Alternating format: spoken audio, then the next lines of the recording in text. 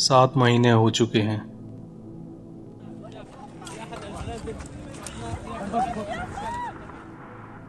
अब तक 40,000 से ज़्यादा बेगुनाह सिविलियन मारे जा चुके हैं। जानते हो ये सब शुरू कैसे हुआ? क्यों जंग हो रही है? क्यों इतनी नफरत है?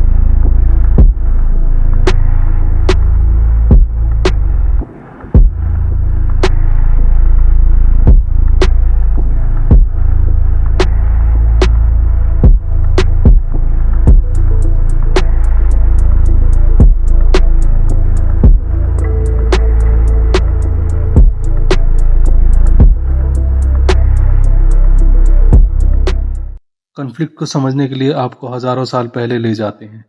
आज का हमारा सवाल है कि आखिर कौन है जो इस जमीन का असल हकदार है? प्रॉफिट इब्राहिम।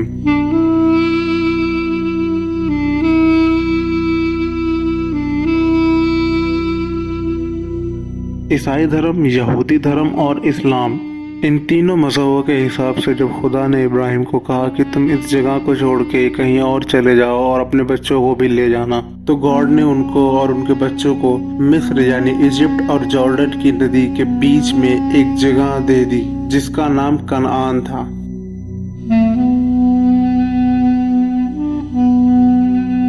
अब कहानी शुरू करते हैं। प्रॉफिट इब्राहिम के बेटे प्रॉफिट इसहाक भी एक प्रॉफिट थे और उनके बेटे प्रॉफिट याकूब भी। प्रॉफिट याकूब के 12 बेटे थे, जिनमें से एक बेटे यूसुफ, और वो भी उनकी तरह प्रॉफिट थे। जब बाकी 11 बेटों ने यह सुना कि यूसुफ एक प्रॉफिट हैं, तो जलन की वजह से उन्होंने धोखे से यूसुफ को याकूब से अलग कर दिया। और फिर कनान से निकल के यूसुफ 6 साल की उम्र में ही इजिप्ट चले गए और वहाँ पे किसी राजा ने उनको खरीद लिया। कई साल मिस्र में रहने के बाद ऐसा हुआ कि प्रॉफिट यूसुफ वहीं के ही गवर्नर बन गए। उस जमीन से अपने 11 भाइयों को इजिप्ट बुला लिया। फिर कई सालों बाद यहाँ पे उनकी औलादें आबाद हुई और फिर यहाँ पे फिरौन की हुकूमत आ गई।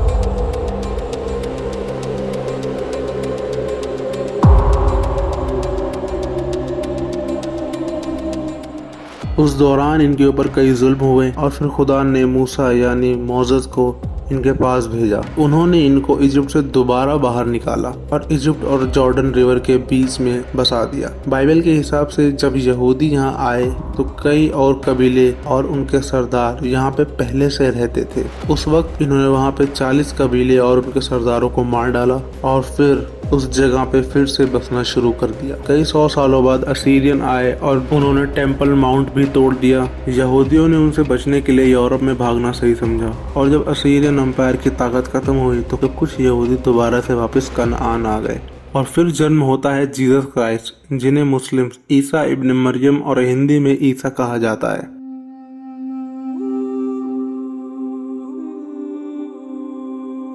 और खुद को उन्होंने जब प्रॉफिट कहा तो 33 साल की उम्र में यहूदियों और रोमन ने मिलकर उन्हें सूली पे लटका दिया।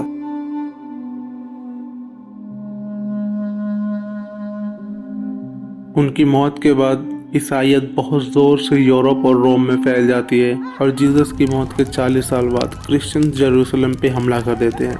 ईसा की मौत का बदला लेने के लिए ईसाई फिर से लाखों यहूदियों को मार देते हैं और बचे हुए भाग जाते हैं अरब और अलग अलग हिस्सों में। आपको याद है हमने आपसे कहा था कि खुदा ने इब्राहिम और उसके औलादों को जमीन दी। यही दावा है आज मॉडर्न डे इजराइल बनने का। लेकिन हम आपको ये बताते हैं कि इब्राहिम की एक नहीं 2 बेटे थे। उनके दूसरे बेटे का नाम था इस्माइल, जिनकी नस्ल में एक और पैगंबर आने वाले थे।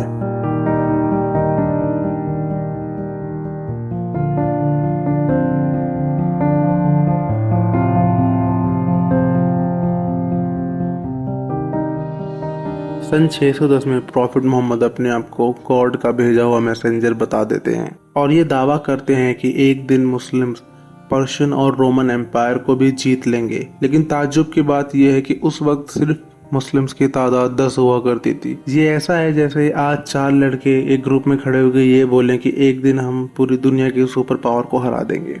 लेकिन ये कोई मजाक नहीं था। सिर्फ 30 सालों के अंदर मुस्लिम्स ने पर्शियन और रोमन एम्पायर को हरा दिया। जेरूसलम के अरब और यहूदी और ईसाई ये सब इस्लाम कबूल करने लग गए उस वक्त।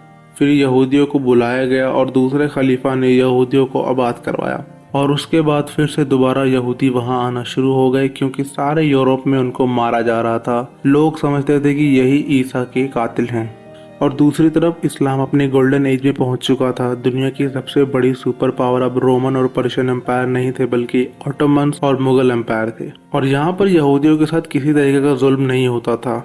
यही वजह थी कि 1900 की शुरुआत होते होते यहूदी यूरोप छोड़ के बहुत बड़े पैमाने में फिलिस्तीन में आने लगे थे, क्योंकि यूरोप में उनके साथ जो जुल्म हो रहा था वो अरब देशों में और मुस्लिम कंट्रीज में नहीं हो रहा था। इब्राहिम को खुदा ने जमीन दी। उस जमीन के दो हकदार बेटे इस्माइल और इसहाक। इसहाक के बेटे यहूदी और इस्माइल के बेटे अरब। प्रॉफिट यूसुफ के कहने पर कनान छोड़ दिया, मिस्र पहुंच गए। उधर इस्माइल की औलादें जो कि अरब थी वो पूरे अरेबियन पेनिनसुला में फैल गई। कई साल बाद यहूदी जब फिरौन के जुल्म से बच के वापस आए तो यहाँ पे आके 40 कबीलों को मारा और यहीं बस गए। फिर असीरियन और बेबीलोनियन आए और फिर यहूदियों को यूरोप भागना पड़ा। जीसस क्राइस्ट की मौत के बाद क्रिश्चियनिटी फैली और फिर क्रिश्चियंस ने इनसे बदला लेने के लिए इन्हें फिर से मारा। इस्लाम के जन्म के बाद जब मुस्लिम्स ने पर्शियन और रोमन एम्पायर को जीता तो सारे अरेबियन पेनिनसुला में इस्लाम फैल चुका था। क्रिश्चियंस, यहूदी और अरब ये सब मिलके इस्लाम कबूल कर रहे थे। तो टोटल देखा जाए तो यहूदी उस जमीन से 4-5 बार भाग चुके हैं और अरब एक बार भी नहीं भागे। इब्राहिम के बेटे इस्माइल ने कभी भी उस जमीन को नहीं छोड़ा। तो आज के बाद अगर आपसे कोई बोले कि वहाँ पे सिर्फ यहूदियों का हक है